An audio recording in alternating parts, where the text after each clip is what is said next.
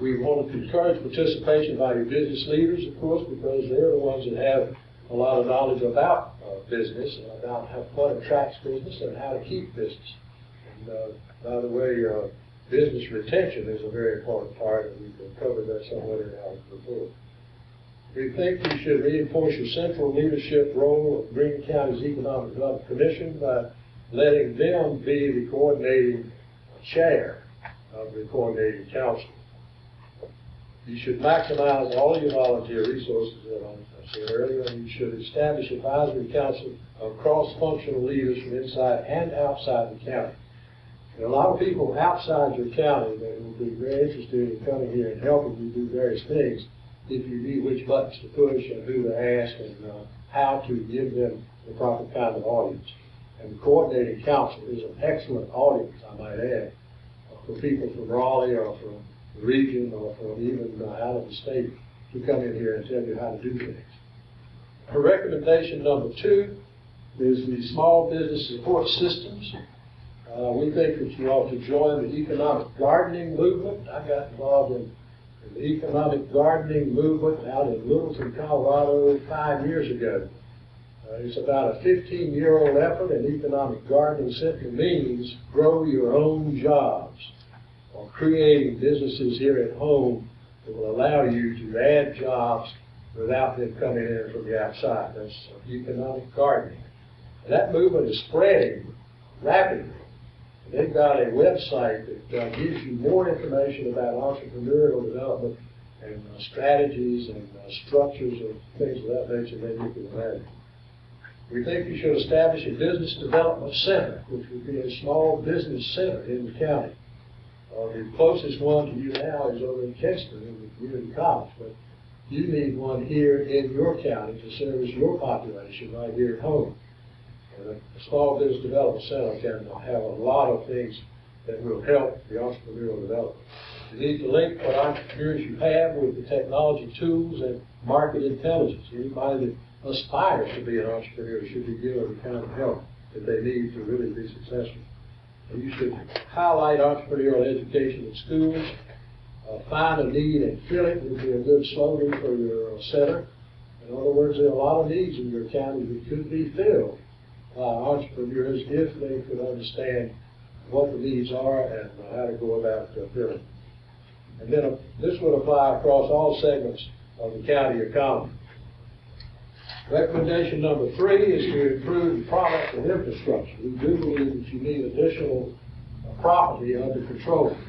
By under control, I mean you don't necessarily need to buy it, but you identify a choice of industrial property and get an agreement to have it controlled by the landowner until you can bring something to be located on it at a set price that doesn't fluctuate when they see the buyer come to town.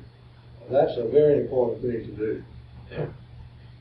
The expansion of your industrial park in Snow Hill, conceptual master plan for all of your county industrial and commerce parks would be a very smart thing to do.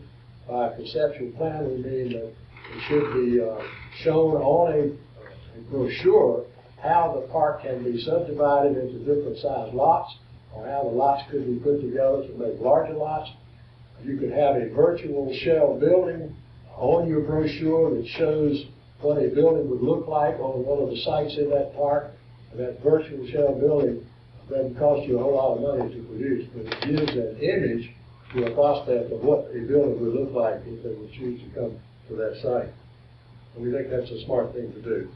There should be a countywide land use plan with spot zoning capability to protect those properties from encroachment by something that isn't an industrial project.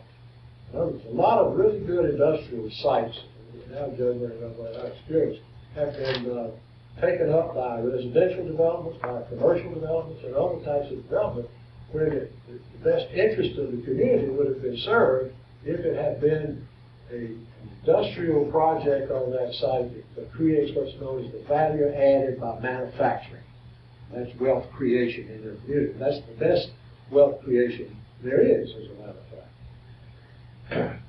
So we think a land use plan with spot zoning would be helpful to you. A public-private partnering to develop the business park at Cutler Creek. A lot of communities now have partners in the private sector that put up their land, and the community or the county puts up the infrastructure.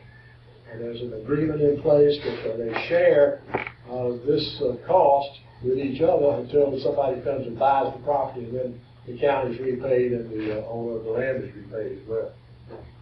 The construction and promotion of a virtual shell, which I mentioned earlier.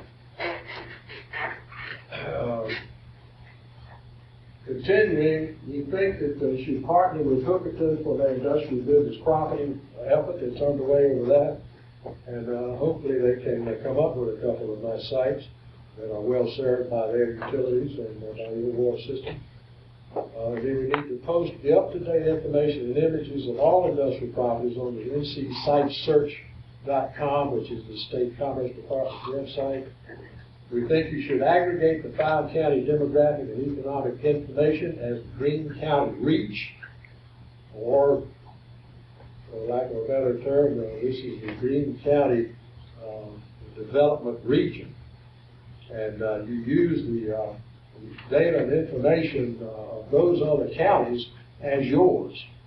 When you aggregate 5 counties' data, you've got enough to make some difference to a prospect that's looking for a place to locate.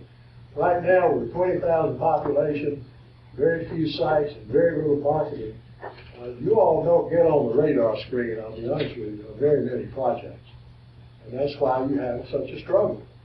But if you will aggregate your data, and if you will add more product, and if you will do some vigorous marketing, we think that that will change, particularly with Spirit coming in and chicken processing operations. We think that Highway 58 is ideal to be 4 lanes from Kingston right by the Global Transport up to 264 and I-95. I know you all have had that dream for a long time, but now that Spirit is opening, that gives you an added impetus to go back to the state again and say, look, this is an important link to the whole state, to the eastern region.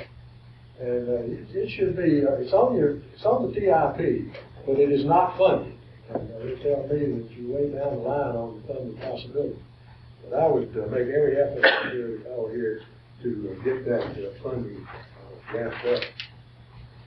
Recommendation 4, industry targets. And what do you have the best opportunity to attract?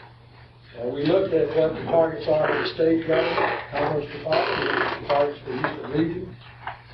We think that you've got certain opportunities here. We listed the state and regional targets in our study, but your opportunities come from the technology-driven back office business centers. There are a lot of those moving around. These are not necessarily call centers that bother everybody at supper time. These are service centers for banks and for insurance companies and for securities firms that handle a tremendous amount of data and information and have a call-in possibility to give assistance to clients. And we think there's a huge effort here underway presently, and I love the new house, the old house redeveloped on the edge of town. It's hopefully going to become the farmer's market. I think that's just going to be a splendid agribusiness opportunity. There are other business opportunities in agriculture here that we outlined in our report. Aviation and aerospace, obviously with Spirit coming next door. You're closer to Spirit than Kingston is, so you ought to take full advantage of that. Alternative green energy, you know, green energy is the hot button these days, and there's a lot of things going on out west not long ago, and you wouldn't believe the truckloads of windmill blades. I mean, these things are huge, driving down those interstate highways, going to different wind farms all over the west. So somebody's manufacturing those things, somebody's making turbines that wind, drives the blades of the turbines turn and create energy. There's a lot of that going on, and it's moving this way pretty quickly. So you want to position yourself if you can for some of that type of activity. Defense and Homeland Security Enterprises, the North Carolina Military Business Center, which is headquartered in Fayetteville, is now marketing North Carolina, the whole state, as a great place for military suppliers and businesses of all kinds to come and set up shop. You ought to hook up with them, you ought to get involved with them, you ought to let them know what your capabilities are and what your sites and parks look like.